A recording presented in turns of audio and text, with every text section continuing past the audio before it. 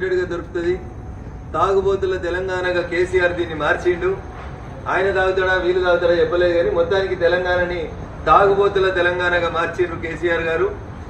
Congress party అధికారంలోకి వస్తే ఈ తాగుబోతుల తెలంగాణని బాగా సుభిక్షం చేస్తాం, తాగుబోతుల తెలంగాణలో ప్రజలకి మందు అందకుండా చేస్తామని చెప్పినటువంటి కాంగ్రెస్ పార్టీ అధికారంలోకి వచ్చిన తర్వాత నిన్న ఇచ్చింది మెమో. పాత మెమోకి కంటిన్యూయేషన్లోనే ఒక కొత్త మెమో ఇచ్చింది కాంగ్రెస్ పార్టీ ప్రభుత్వం. ఏమంటారు, శుక్ర శనివారాల్లో అయితే రాత్రి 1 గంట దాకా తాగొచ్చట. బార్ షాపులన్నీ బారా దర్వాజాలు కుల్లా పెట్టినారు. 1 గంట దాకా తాగుర్రి, మిగతా రోజులలో రాత్రి 12 దాకా తాగుర్రి. మరి పాతోడేమో తాగుపోతాడే, మరి మనమేంది తిరిగిపోతామా? 12 దాకా తాగిపిస్తారా అని ఎవరన్నా? మీ ఎమ్మెల్యేనే చెప్పిండు కదా మునుగోడులో ఒక ఆయన, నేను ఎమ్మెల్యేగా గెలవంగానే నా నియోజకవర్గంలో రేపటి నుంచి బెల్ట్ షాపులన్నీ బంద్ చేస్తా అన్నాడు సారు. కాంగ్రెస్ పార్టీ కూడా అధికారంలోకి వచ్చే కంటే ముందు, ఎలక్షన్ల కంటే ముందు చెప్పింది మొత్తం బెల్ట్ షాపులు బంద్ చేస్తాం, తాగుబోతుల తెలంగాణలో యువకులు దారి తప్పుతున్నారు, నేరాల సంఖ్య పెరుగుతుంది, కాపాడుతాము అని చెప్పారు. కాపాడినా లేదా వాళ్ళకే తెలియాలి. కానీ కొత్తగా ఏం చేసిరన్నా, 12 దాకా రాత్రి 1 గంట దాకా పర్మిషన్లు ఇస్తూ మెమోలు జారీ చేసిరు. గత ప్రభుత్వం ఇచ్చిన అన్ని రద్దు చేస్తామని చెప్పినటువంటి రేవంత్ రెడ్డి గారు మరి ఈ మెమో విషయం లోపల మాత్రం చాలా మంచిగా చెప్పిండు. హైదరాబాద్ సిటీ పోలీస్ కమిషనర్ నిన్న ఒక మెమో, పోలీస్ డిపార్ట్మెంట్ తరఫున ఒక మెమో రిలీజ్ చేస్తారు తెలంగాణ ప్రభుత్వం. దీంట్లో ఏం చెప్తారన్నా, సెకండ్ పాయింట్ లో చెప్తారు, జిఓఎంఎస్ నెంబర్ 86. ఇది ఆగస్టు 1వ తారీఖు 2023లో అప్పుడు టీఆర్ఎస్ ప్రభుత్వం తెచ్చినటువంటి జీవో. దీన్ని కంటిన్యూ చేస్తే ఏమంటారు వీళ్ళు, the government vide reference to cited as permitted the business hours of the liquor shops, అంటే wine shops, between 10 AM to 11 PM. 13 గంటలు బారా దర్వాజా కుల్లా అన్నారు. ఎక్కడెక్కడ ఇది, ఇన్ జిహెచ్ఎంసి భాగ్యనగరంలో కూడా పొద్దుగాల 10కి మొదలు పెడితే రాత్రి 11 దాకా వైన్ షాపులన్నీ కుల్లా. ఇది ఒక GO. And peripheral areas, GHMC పక్కనున్న పెరిఫెరల్ ఏరియాస్ లో కూడా మీరు 13 గంటల పాటు మీకు వైన్ షాప్స్ కంప్లీట్ గా అందుబాటులో ఉంటాయి అని చెప్తున్నారు. ఆగస్టు 1, 2023 అప్పటి బీఆర్ఎస్ ప్రభుత్వం ఇచ్చిన జీవోని రెఫర్ చేస్తూ మళ్ళీ ఇప్పుడు మెమో ఇచ్చిర్రు పాయింట్ నెంబర్ 2లో. పాయింట్ నెంబర్ 3లో ఏమంటాడన్నా, ఇంకా timings of week days excluding Friday and Saturday 10 AM to 12, midnight 12 దాకానన్నా. శుక్ర శనివారాలు తప్ప మిగతా రోజులలో పొద్దుగాల 10 నుంచి రాత్రి 12 దాకా తాగుండ్రి, తూగుండ్రి. 12 గంటల తర్వాత పోలీసు వాళ్ళు టెస్ట్ చేస్తే అది పెట్టి ఊదితే మళ్ళీ ఇంకొక రకంగా ఇన్కమ్ ఇచ్చేది ప్రభుత్వానికి. అంటే రాష్ట్ర ప్రభుత్వాన్ని నడిపేందుకు ఖజానా లేని కారణం చేత ఇటు మందమ్మి అటు ట్రాఫిక్ పోలీసు వాళ్ళని పెట్టి 2 రకాలుగా కూడా ప్రభుత్వం ఆదాయాన్ని పెంచుకోవాలని చూస్తుంది. ఇంకా బంపర్ ఆఫర్ ఇచ్చిరన్న వీకెండ్లో శుక్రవారం శనివారం 2 రోజులు పొద్దుగాల 10 నుంచి రాత్రి 1 గంట దాకా తాగమన్నారట. 10 to 1 అట. కనీసం వారాంతంలోనే భార్య పిల్లలతో ఇంట్లో ఉండాలని కోరుకోవాలి. 7కే వైన్ షాపులు బంద్ చేయాలి, కానీ 1 గంట దాకా తాగేందుకు ఫెసిలిటీ ఇచ్చింది గౌరవనీయులు రేవంత్ రెడ్డి గారి నాయకత్వంలో ప్రభుత్వం. నేను సూటిగా అడుగుతున్నా రేవంత్ రెడ్డి గారిని, పోయినోడు తాగుబోతంటివి, పోయినోడు తాగిపిస్తున్నాడు అంటివి, మద్యం మీద ఆదాయం తెచ్చుకుంటుండంటివి, ప్రజల ధన మానాలని దోసుకుంటుండేటివి. మరి అన్న ఇలా నువ్వు చెప్తుంది ఏంటి? ఒక్క బెల్ట్ షాప్ బంద్ అయిందా ఈ రాష్ట్రంలో చెప్పాలి రేవంత్ రెడ్డి గారు ముఖ్యమంత్రి అయినాక? ఎక్సైజ్ ఆదాయం ₹1 తగ్గిందేమో గౌరవనీయులు భట్టి గారు, ఈ జిల్లా ఆర్థిక మంత్రి గారు చెప్పాలి. ఎక్సైజ్ ఆదాయం తగ్గిందా, మీరు వచ్చినాక పెంచుకున్నారు ఆదాయం అనేది చెప్పాలి. అందుకనే కాంగ్రెస్ మాట్లాడే మాటలు నోరుతోటి నవ్వినట్టు, నొసలతోటి ఎక్కిరించినట్టుంటాయి తప్ప ఇంకొకటి కాదు. అన్ని కూడా ఆచరణ సాధ్యం కానటువంటి మాటలే మాట్లాడి కాంగ్రెస్ అధికారంలోకి వచ్చింది. కాబట్టి నేను తెలంగాణ సమాజానికి సవినయంగా చేసేటువంటి అప్పీల్ ఒకటే, అది కాంగ్రెస్ అయినా బీఆర్ఎస్ అయినా అవి ఒక నాణానికి బొమ్మ పొరుసు లాంటి. వాళ్ళిద్దరికీ అధికారమే కావాలి తప్ప, అధికారమే పరమావధి తప్ప వాళ్ళకి ప్రజల ఆరోగ్యం, ప్రజలు మంచిగా ఉండడం అనేది 2 ప్రభుత్వాలకు ఇష్టం లేదని తెలంగాణ సమాజం గమనించాలని, చైతన్యవంతమైనటువంటి మా మహిళా సమాజం ఫ్రీ బస్ ఇచ్చి, అక్క బస్సు ఫ్రీ ఇచ్చినా అన్నాడు, కానీ పొద్దుకి 1 గంట దాకా, అర్ధరాత్రి 1 గంట దాకా వైన్ షాప్ ఓపెన్ చేస్తున్నాడు. దీనివల్ల కుటుంబాలు ఎంత నష్టపోతున్నాయి, ఆరోగ్యాలు ఎంత నష్టపోతున్నాయి, ఒక్కసారి మహిళా సమాజం ఆలోచించాలని ఈ సందర్భంగా నేను సవినయంగా అప్పీల్ చేస్తూ ఈ మెమోని విత్డ్రా చేసుకోవాలని, రాష్ట్ర ప్రభుత్వాన్ని డిమాండ్ చేస్తా ఉన్నాను. లేదంటే అయ్యా ముఖ్యమంత్రి గారు మాకు పైసలు సరిపోతలేవు, నేను జీతాలు ఇచ్చే పరిస్థితి లేదు కాబట్టి నేను మందమ్మి నడిపిస్తానన్న ప్రజలకు బహిరంగంగా క్షమాపణ చెప్పి ఈ మెమోని ఇట్లే కొనసాగించాలని ముఖ్యమంత్రి గారికి సూచిస్తా ఉన్నాను. Thank you. ప్రధానంగా అంటే మంత్రి పొంగులేటి శ్రీనివాసరెడ్డి ఇంటిలో ఈరోజు జరిగిన ఈడీ దాని విషయంలో బీజేపీ ప్రభుత్వం అంటే కాంగ్రెస్ వాళ్ళని బీజేపీలో ఒత్తిడి చేసి బీజేపీ వైపు మళ్లించుకోవడం కోసం చేస్తున్న కుట్ర లెక్క ఉందని అద్దంకి నాయకులు ఆరోపించారు. నేను ఒక వకీల్ సేవగా చెప్పదలుచుకున్నాను.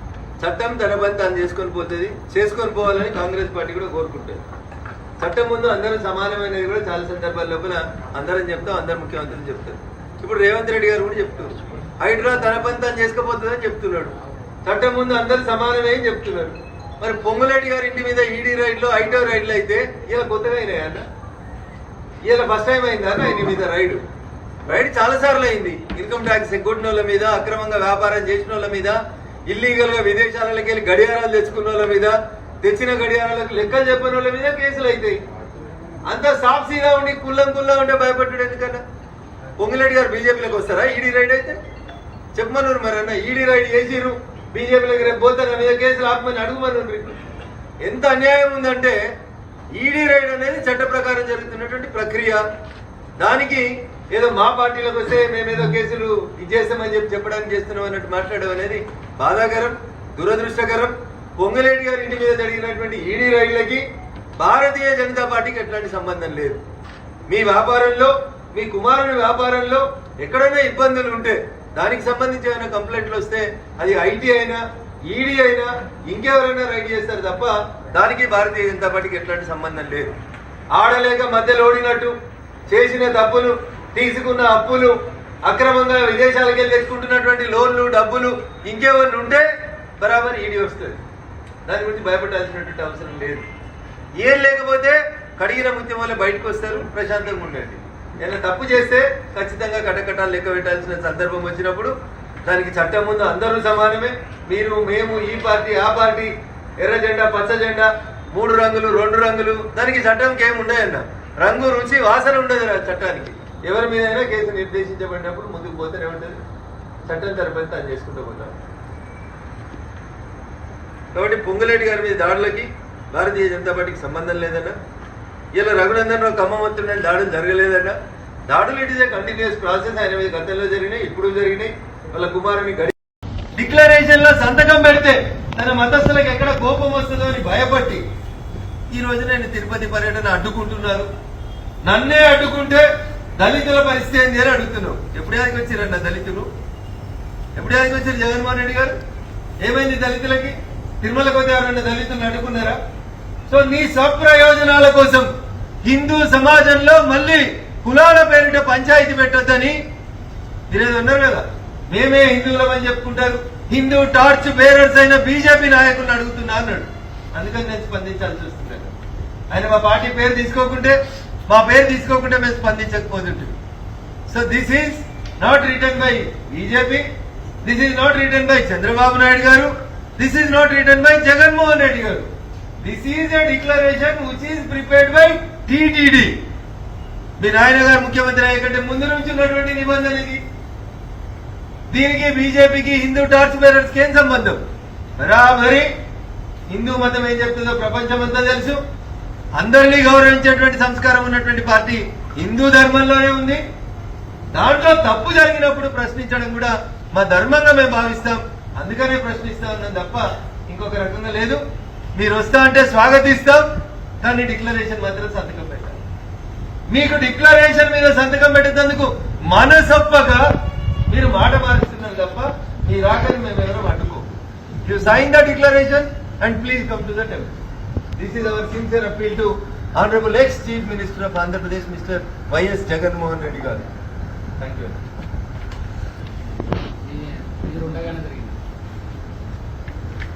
మూడు విభిన్న పార్టీలకు సంబంధించినటువంటి నాయకులు నిన్న ఒకే వేదిక మీద ఉన్నాం. దుబ్బాకలో కాంగ్రెస్, భారతీయ జనతా పార్టీ, బీఆర్ఎస్. గతంలో బీఆర్ఎస్ పార్టీ, నేను దుబ్బాక శాసనసభ్యునిగా, ప్రతిపక్ష శాసనసభ్యునిగా ఉన్నప్పుడు నా పట్ల ఏ రకమైనటువంటి ప్రవర్తనలు అయితే అప్పటి బీఆర్ఎస్ ప్రభుత్వం అవలంబించిందో నీవు నేర్పిన విద్యయే కదా నీరజాక్ష అని ఈ రోజు అధికారంలో ఉన్న వాళ్ళు కూడా ప్రతిపక్షం ఉన్న వాళ్ళకి అదే పని చేసి చూపెడుతుంది. సో మీరేదో చేసి అధికారంలో ఉన్నప్పుడు మీరు అవే పనులు చేసి ఇలా అధికారంలో ఉన్న వాళ్ళు అదే పనులు చేస్తున్నారని బాధపడితే అది మీ విజ్ఞత కొద్దిస్తుంది. అక్కడ ఏం గలాట లేదు. అక్కడ 3 పార్టీలు ఎవరికి వారు తమ నాయకులకి చేయగొట్టుకున్నారు తప్ప గలాట ఏం జరిగిందని నా దృష్టికి అయితే రాలేదు. ఎంపీ గారు బీజేపీలో స్పష్టమైనటువంటి వైఖరి లేదనే దానికి ఇందులో క్లారిటీ రాలేదు. హైడ్రాండ్ రాష్ట్రం మొత్తం అమలు చేయాలని డిమాండ్ ఏమైనా రఘునందన్ రావు చూస్తుంది. గతంలో చేసినటువంటి మాట వాస్తవం.